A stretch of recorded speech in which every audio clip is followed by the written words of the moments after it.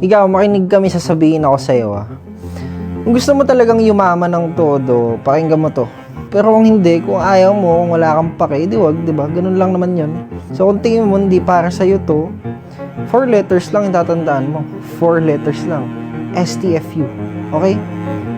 Pero kung gusto mo talagang yumaman ng todo habang bata pa, ngayon pa lang, magpalakas ka na. Aralin mo na yung skills na makakapagbigay sa'yo ng gusto mong buhay. Magpalakas ka sa lahat ng aspeto, sa skills mo, mental model mo, emotionally, spiritually, physically, sa lahat.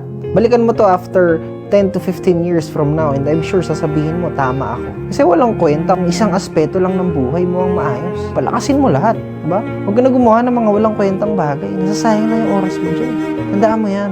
Ito, real talkin na kita. Pag di ka pa kumilos at gumawa ng paraan as soon as possible, I'm afraid to say, pero hindi ka na makakaalis dyan.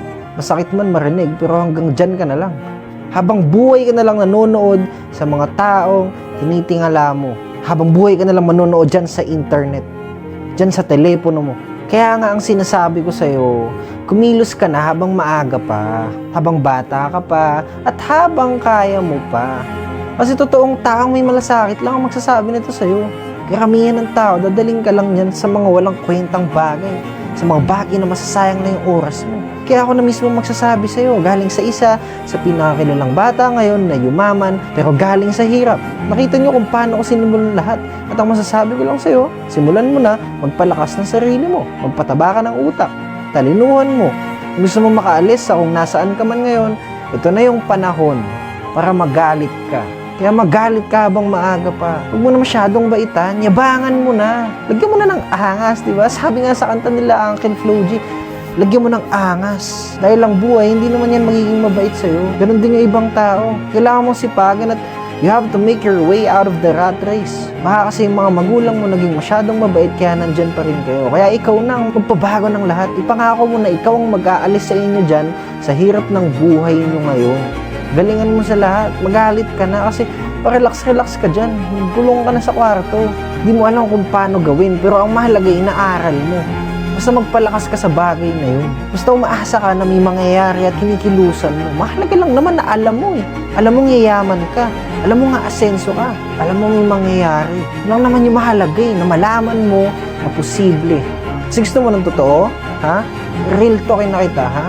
Wala kayong binatbat ngayon.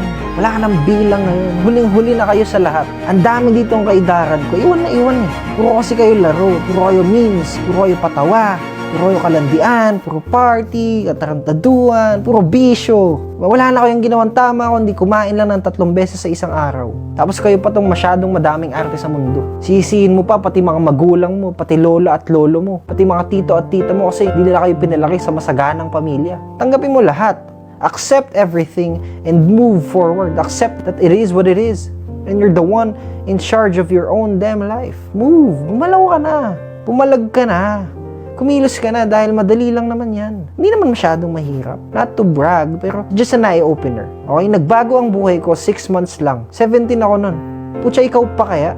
Sa panahon na puno ng impormasyon, sa panahon na puno ng taong nagtuturo, madali lang yan. Basta may deep focus and obsession ka sa pangarap mo, magagawa mo lahat. Kilala niyo ako kung paano ko gawin yung mga bagay-bagay sa negosyo at sa buhay. Deep focus and obsession ang pinapairal ko. Kung naka-follow ka sa akin, alam mo yan.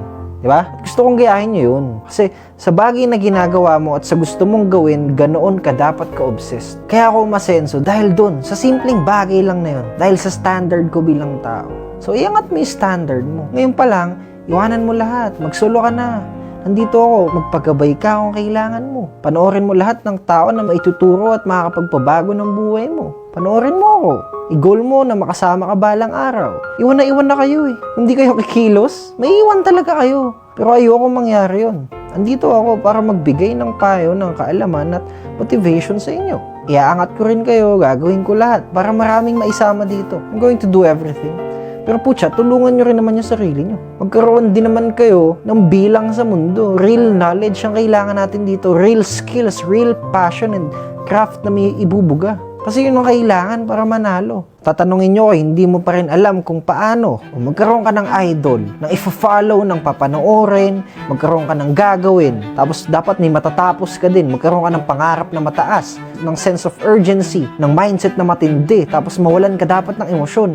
Pero lagyan mo ng puso, maging mapagbigay ka sa kapwa mo, pero huwag kang magpapaabuso. Huwag kang gagawa ng bagay na labag sa Diyos, ialay mo sa Kanya lahat. Sumama ka sa mga tamang tao at alagaan mo sila. At kapag may nakita kang ginto, huwag kang titigil hanggat hindi yan magiging diamante. Lahat yan, kailangan magkaroon ka. Kaya simulan mo sa mga yan. Kung hindi ka kikilos ngayon, sinasabi ko sa inyo, sobrang bilis magbago ng mundo. Ang dami ng bata ngayon na yumayaman ng todo. Pakadami na. Mawawalan na kayo ng chance pag di pa kayo gumalaw ngayon. Ito na yung panahon na pinakamadaling kumita ng pera dahil sa internet. At hindi to forever. Walang forever sa panahon na to. Sooner or later, madaming magbabago. Yung magbabago na naman na magtutulak sa atin para gumawa na naman ng panibagong paraan. Start from scratch ulit lahat tayo. Na naman. Gusto mo ba magsimula sa wala na naman? At least ako, may experiences na ako. Ikaw, paano ka? Wala pa. So, kaya simulan mo na ngayon. Learn real life skills. Especially yung mga advanced knowledge, yung mga bagay na kaya mong maging pinakamagaling. Technology, anong skill, pwedeng sa sales, communication, multimedia, internet, social media, lahat yan. Yan ang bagay na magpapayaman sa isang bata ngayon na mismo. Kung wala ni isang bagay na alam, yung mga bata na yan, na mga nasa edad natin, hindi yayaman ng maaga. Kung wala kang bagay na magiging magaling ka ng sobra, hindi rin kita matutulungan. Hindi kita makakasama. Kailangan mo at least you excel on something. Dahil kailangan ko lang ng mga tao sa paligid ko na excellent rin sa isang bagay. So magpalakas ka. Alamin mo kung para saan ka at saan ka magaling, tapos trabahuhin mo gabi-gabi hanggang madaling araw kahit mapuyat ka. Mark my words, maiging bilyonaryo ako, tandaan yan. Makakasama at makakasabay lang yung mga taong may skills, yung mga taong may bilang sa mundo. Meaning, yayaman din yung mga taong kikilos at sasabay sa akin. Yung mga bata na tinutukoy ko ngayon. Ikaw na nanonood ngayon. Kung wala, well, masakit man sabihin, pero may iwan talaga. Magkita na lang ulit tayo pag may tira ka na. Ganun lang yun, that's life. Kaya ngayon pa lang, sinasabi ko na sa'yo, madali lang naman magkaroon ng tira eh. Mag-aaral ka lang. Magkita na lang ulit tayo pag may tira ka na. Ganun lang yun, that's life.